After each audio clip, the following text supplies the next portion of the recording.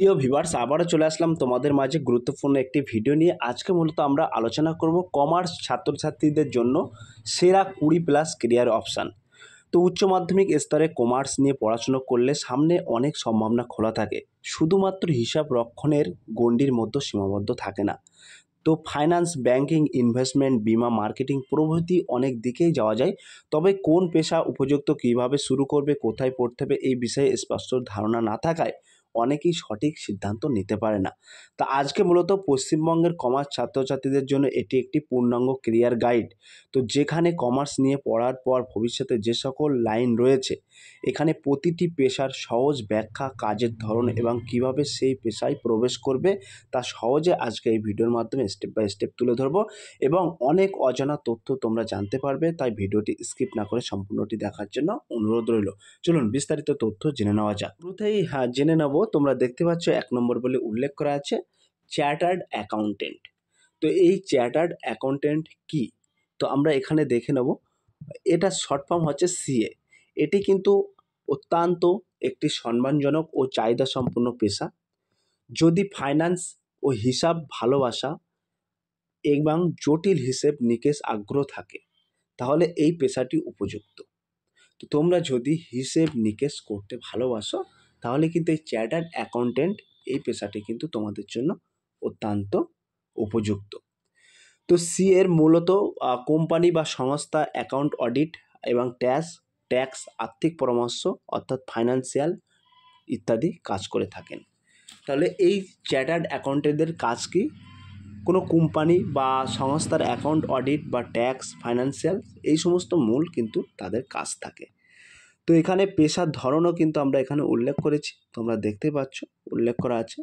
বলা হয়েছে পেশার ধরন হলো হিসাব অডিট করা, পরিকল্পনা অর্থাৎ ট্যাক্স প্ল্যানিং বা ফাইন্যান্সিয়াল স্টেটমেন্ট তৈরি করা এবং কোম্পানি অ্যাডভাইসিং ইত্যাদি, এইগুলো কিন্তু তোমাদের কাজ থাকে। তো এখানে যোগ্যতাও কিন্তু উল্লেখ করা আছে, এলিজিবিলিটি। বলা আছে হায়ার সেকেন্ডারি পাস করার পর ICAI এর ফাউন্ডেশন কোর্সে ভর্তি হয়ে ধাপে ধাপে পরীক্ষা দিয়ে সিএ হতে হবে। তাহলে তোমাকে মূলত কোনো গভর্নমেন্ট অর্থাৎ সরকার দ্বারা স্বীকৃত প্রতিষ্ঠান থেকে হায়ার সেকেন্ডারি পাস করতে হবে। তারপরে কিন্তু ICAI এর ফাউন্ডেশন কোর্সে ভর্তি হয়ে ধাপে ধাপে পরীক্ষা দিয়ে সিএ হতে হবে। ক্লিয়ার? তো এই পেশায় যাওয়ার জন্য আপনাকে কিন্তু ICAI অর্থাৎ institute of chartered accountants of India এর মাধ্যমে 3টি ধাপ পরীক্ষা দিতে হবে। সেই পরীক্ষাটা হলো ফাউন্ডেশন, ইন্টারমিডিয়েট ও ফাইনাল। ক্লিয়ার? এবার আমরা সরাসরি 2 নম্বরে উল্লেখ করেছি, তোমরা দেখতে পাচ্ছ উল্লেখ করা আছে ইনভেস্টমেন্ট ব্যাংকার। তো এটি কি? তো সহজে আমরা জেনে নেব। ইনভেস্টমেন্ট ব্যাংকার হলো যদি দ্রুত গতির বিশ্লেষণ ভিত্তিক কার্পেট দুনিয়ায় কাজ করতে চান, তাহলে ইনভেস্টমেন্ট ব্যাংকার হওয়া আপনার জন্য একটি চমৎকার বিকল্প।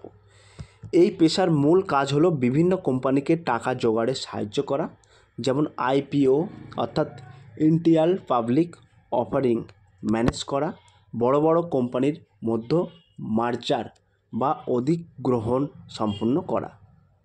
ক্লিয়ার? তো এখানে মূলত কাজ কি আছে? তো এখানে পেশা বলে একটি অপশান আছে, তোমরা দেখতে পাচ্ছ, আমি উল্লেখ করেছি। বলা হচ্ছে পেশার ধরন। তো IPO হলো মার্জার ইনভেস্টমেন্ট স্ট্র্যাটেজিজ, বড় বড় কর্পোরেট লেনদেন পরিচালনা করা। ক্লিয়ার? তো এলিজিবিলিটি অর্থাৎ যোগ্যতা কি থাকছে? যোগ্যতা বলা হচ্ছে BCom বা BBA, এরপরে MBA অর্থাৎ ফাইন্যান্স অথবা CFA করলে ভালো সুযোগ পাওয়া যায় এবং ইন্টার্নশিপ করাই বুদ্ধিমানের কাজ। তো এই কাজটি কিন্তু একটি অত্যন্ত চ্যালেঞ্জিং হলেও বেতনের দিক থেকে অন্যতম সেরা।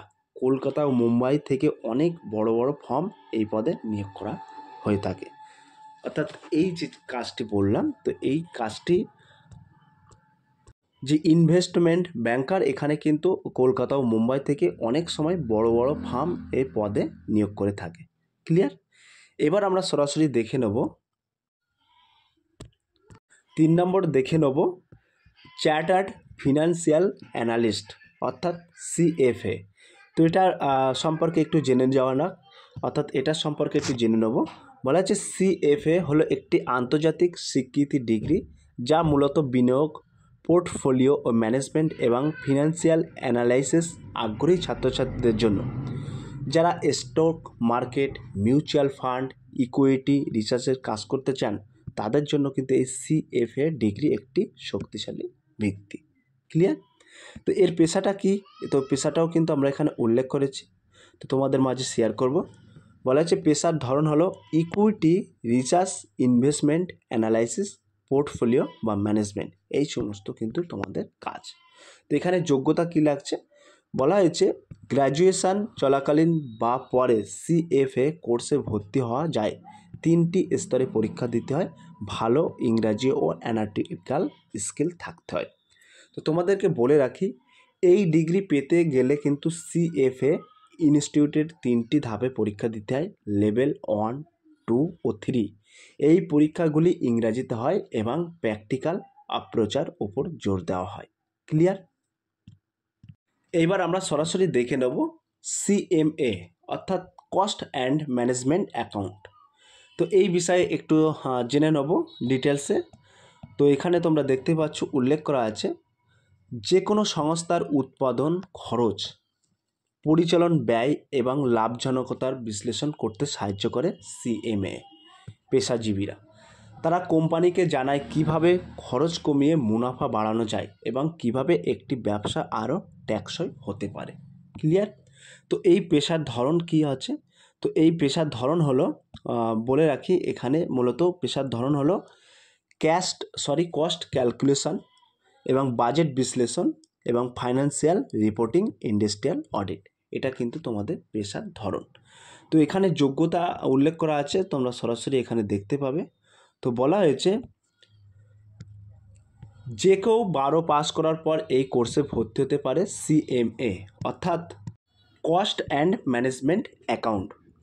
তো এখানে 12 পাস করেই কিন্তু এই কোর্সে ভর্তি হতে পারবে, CMA কোর্স ভর্তি হতে পারবে। তবে ICMAI অর্থাৎ institute of cost accounts of India থেকে কিন্তু তোমাদের 3টি স্তর থেকে পরীক্ষা দিতে হয়, যেমন CMA ফাউন্ডেশন, CMA ইন্টারমিডিয়েট এবং CMA ফাইনাল।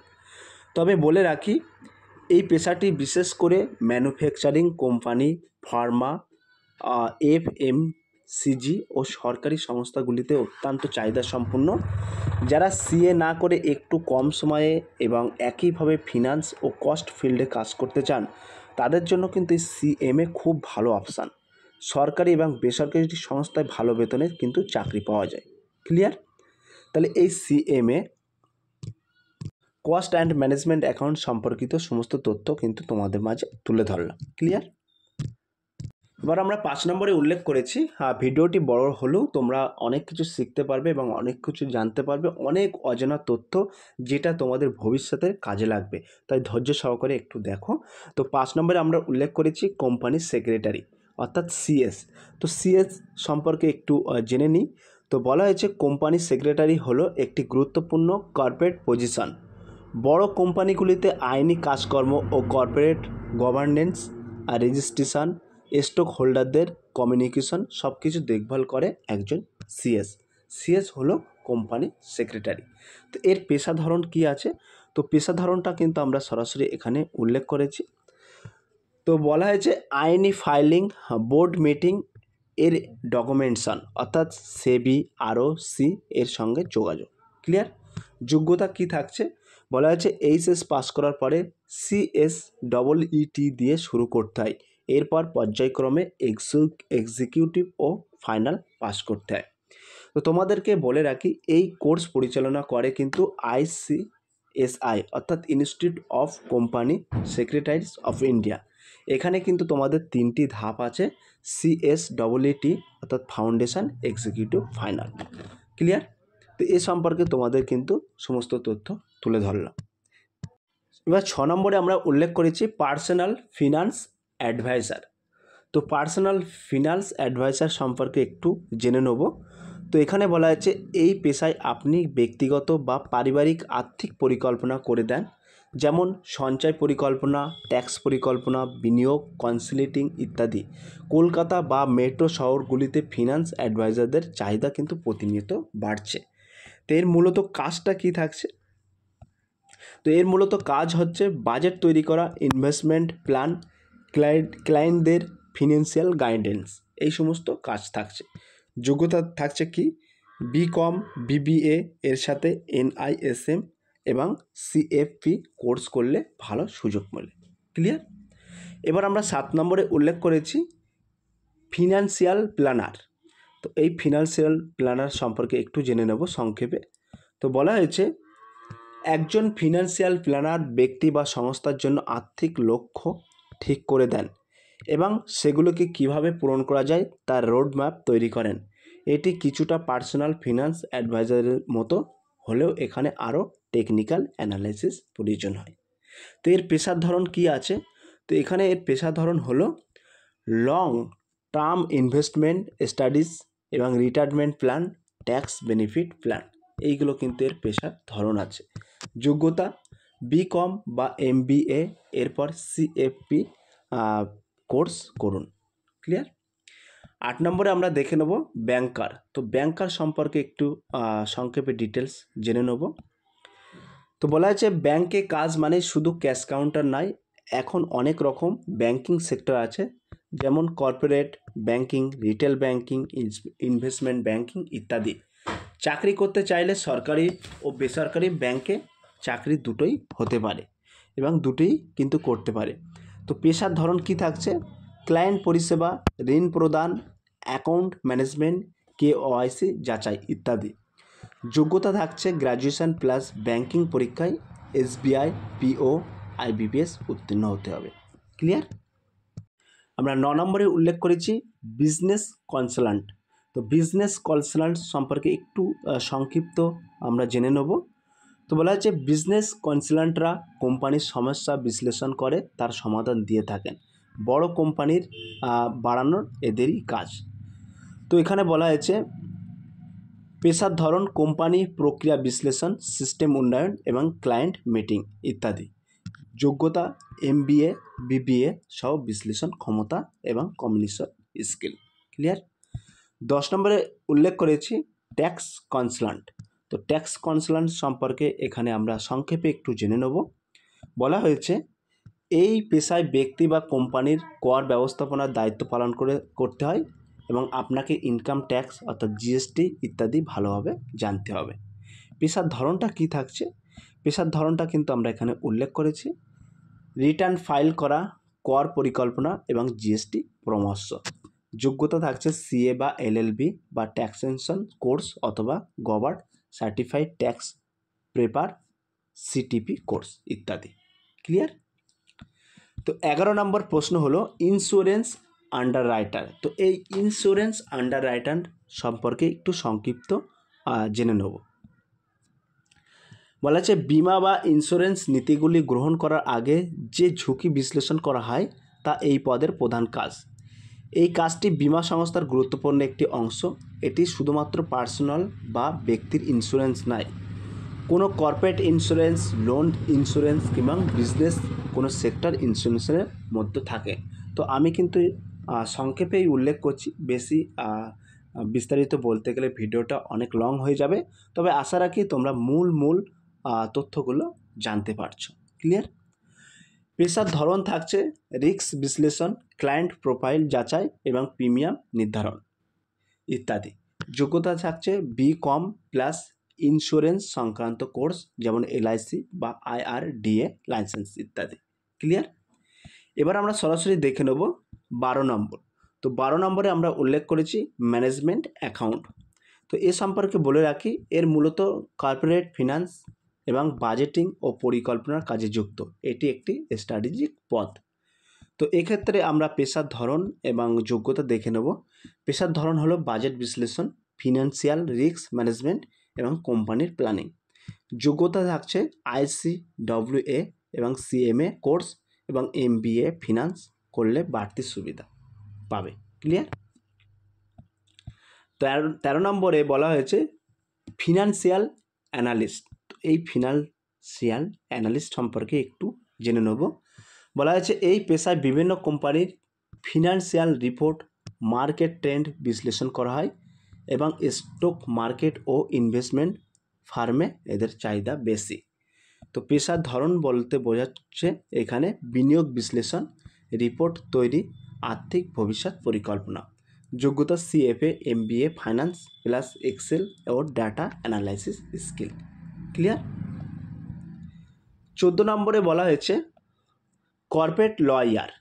তো এই কর্পোরেট লয়ারের ক্ষেত্রে বলে রাখি, এখানে কিন্তু কোম্পানির আইনগত বিশেষ এবং চুক্তি নীতিমালা ও সব কিছু আইন দিক থেকে কর্পোরেট লয়ার কিন্তু প্রয়োজন হয়।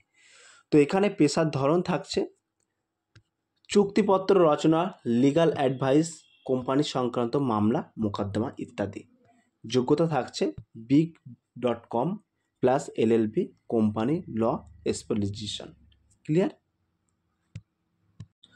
আমরা 15 নম্বরে উল্লেখ করেছি সরাসরি দেখতে পাচ্ছে রিটেলস ম্যানেজার। তো এই সম্পর্কে একটু জেনে নিই। মার্কেটিং, সেলস ও কাস্টমার হ্যান্ডেলিং এগুলো কিন্তু রিটেলস ম্যানেজারের কাজ।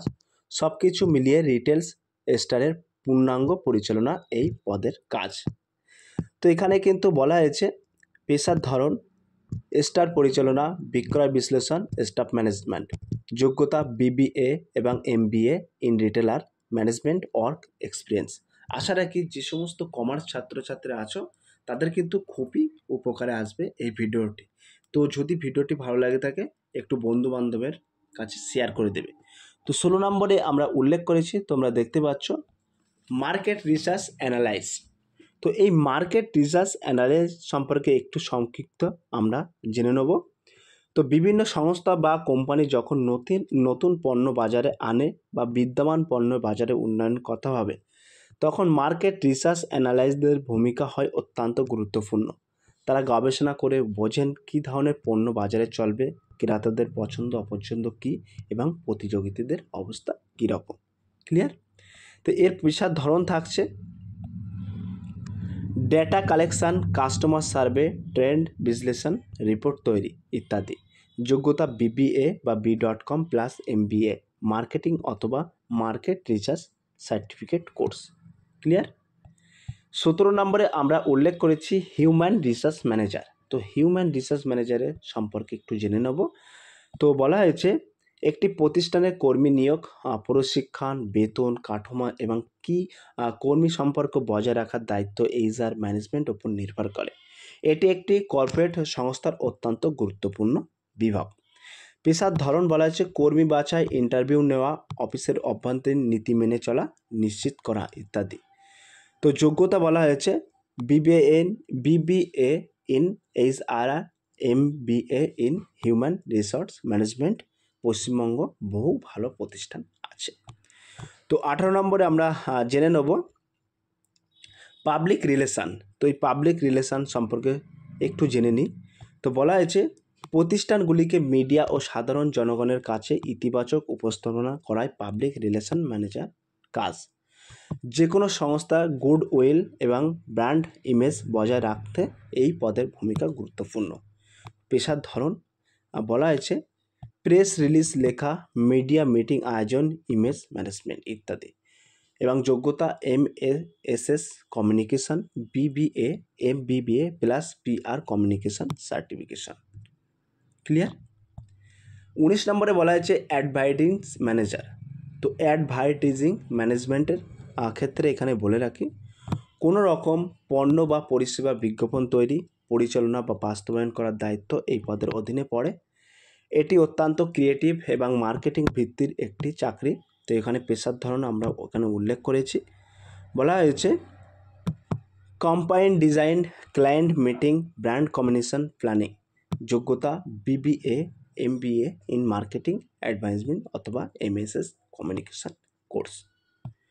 তো আজকে সর্বশেষ হচ্ছে 20 নম্বর ডিজিটাল মার্কেটার। তো ডিজিটাল মার্কেটারের সম্পর্কে একটু জেনে নেব। তো বলে রাখি আজকের যুগে সব ব্যবসায় ডিজিটাল প্ল্যাটফর্ম চলে এসছে। তো ডিজিটাল মার্কেটাররা SEO, Google ADS, social media marketing, email মার্কেটিংয়ের মাধ্যমে কোম্পানি ব্র্যান্ড এবং বিক্রি বাড়ান। পেশার ধরন হলো SEO, content marketing, Facebook ads, Google অ্যাডসেন্সের বা অ্যানালাইজ বিশ্লেষণ ইত্যাদি। তো যোগ্যতা কিন্তু এখানে উল্লেখ করেছি b.com BBA plus digital marketing course, Google HubSpot academy ইত্যাদি। তো কমার্স স্ট্রিমের ছাত্রছাত্রীদের জন্য আজকের যুগে পেশার পরিধি অনেকটা বিস্তৃত। শুধু সিএ বা ব্যাংকিং নয়, ফিনান্স, ম্যানেজমেন্ট, আইনি পরামর্শ, ডিজিটাল মার্কেটিং, রিসার্চ সবখানেই এখন কমার্সের চাহিদা রয়েছে। সব জায়গায় কিন্তু কমার্সের চাহিদা রয়েছে। তো গুরুত্বপূর্ণ বিষয় হলো নিজের আগ্রহ ও দক্ষতার উপর ভিত্তি করে কেরিয়ার বেছে নেওয়া। তো কোন বিষয়ে পরামর্শের দরকার হলে আমাদের সঙ্গে কথা বলতে পারো, এবং এইরকম সমস্ত গুরুত্বপূর্ণ তথ্য, কেরিয়ার ইনফরমেশান পেতে আমাদের সাথে যুক্ত হয়ে থাকবেন। তবে আজকের এই ভিডিওর মাধ্যমে আশা রাখি অনেক অজানা তথ্য তোমরা জানতে পেরেছ। তাই ভিডিওটি স্কিপ না করে সম্পূর্ণটি দেখার জন্য অনুরোধ রইল। তো সব প্রিয় স্টুডেন্ট, এই ছিল আজকের ভেরি মোস্ট ইম্পর্ট্যান্ট ভিডিও। যদি ভিডিওটি ভালো লেগে থাকে প্লিজ লাইক, কমেন্ট এবং শেয়ার করে দিন বন্ধুদের মাঝে। ফিরে আসছি আগামী দিনে তোমাদের জন্য very most important topic video নিয়ে।